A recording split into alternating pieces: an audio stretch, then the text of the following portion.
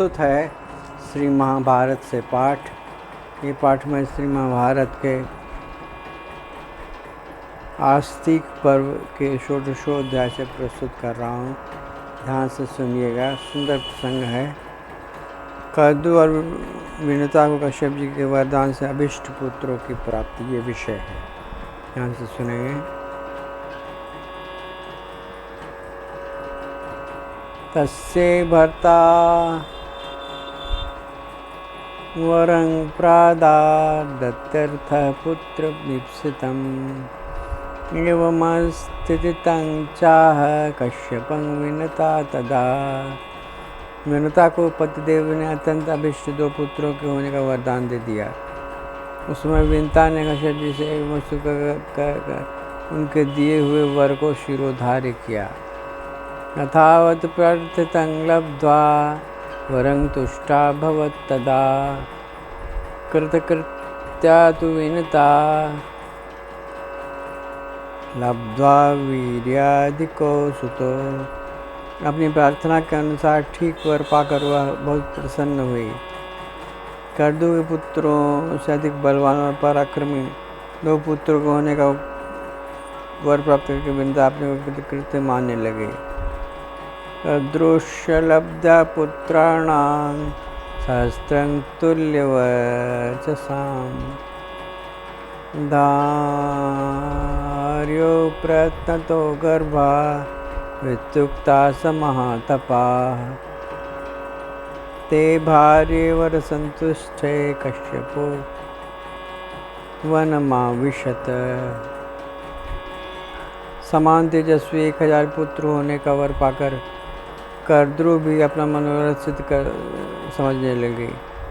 वरदान पाकर संतुष्ट हुई अपनी उन धर्मपत्नियों से यह कहकर कि तुम दोनों यथपूर्वक अपने अपने गर्भ को की रक्षा कहकर महातपस्वी कश्यप जी वन में चले गए।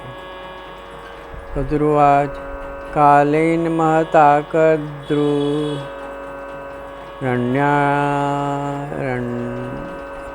रण्डायां दश निर्देशं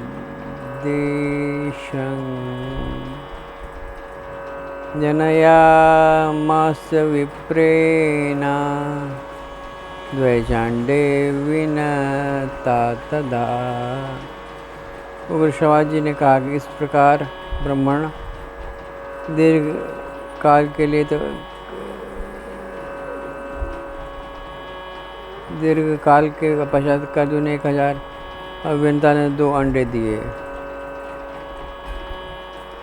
2 रण्यानि निदधुः अग्रेष्ठा परिचारिकाः नोपस्वेदेषु भाण्डेषु 5 वर्षे शतानि च। ततः 500 काले कद्रुपुत्रा विनिःसृता अंडाभ्यां विनुतायास्तु मिथुनं न दृश्यतः। दासियों ने अत्यंत प्रसन्न होकर दोनों के अंडों को गर्म बर्तन में रख दिया। अंडे 500 वर्षों तक उसी बर्तन में पड़े रहे। तत्पश्चात 500 वर्ष पूरे होने पर कद्रु के 1000 पुत्र अंडों को फोड़कर बाहर निकल आए, परंतु विनुता के अंडों से उसके 2 बच्चे निकले और वो निकलते हुए नहीं दिखाई पड़े। ततः पुत्रार्थितो देवी विवृता च तपस्विनी अंडे विभेद विनुता तन्न पुत्रमपश्यत। पूर्वार्ध काया संपन्न मित्रेणा प्रकाशता।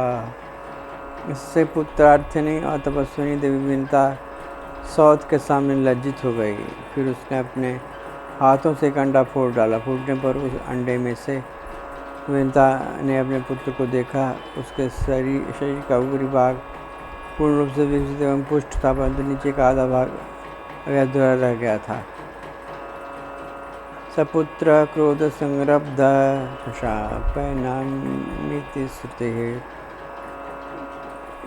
योऽहमेवं कृतो मातस्त्वया लोभपरीतया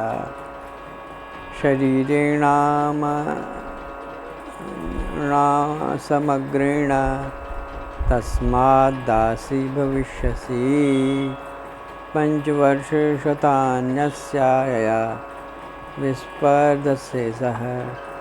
सुना जाता है कि उस पुत्र ने क्रोध के आवेश में आकर वनिता को शाप दे दिया कि माँ तूने लोभ के वशीभूत होकर मुझे इस प्रकार अधूरे शरीर का बना दिया, मेरे समस्त अंगों को पूर्ण रूप से विकसित होने का अवसर नहीं दिया और पुष्ट नहीं होने दिया। इसलिए जिस सौत के साथ तू लाव और डांट रखती है उसी की 500 वर्षों तक दासी बनी रहेगी। ऐष च त्वं सुतो मातर्दासित्वा मोचयिष्यसि अद्येनामपि मातस्त्वं मामिवाण्डविभेदनात् न करिष्यस्य नङ्गं वा व्यङ्गं वापि तपस्विनम्। और माया जो दूसरे अंडों में तेरा पुत्र है वही तुझे दासी भाव से छुटकारा दिलाएगा, किंतु माता ऐसा तभी हो सकता है जब तुम इस तपस्वी पुत्र को मेरी ही तरह न फोड़कर अंगहीन या अधूरे अंगों से युक्त न बना देगी। प्रतिपालयितव्यस्ते जन्म कालो सधीरया विशिष्टं बलमीप्सन्त्या पंच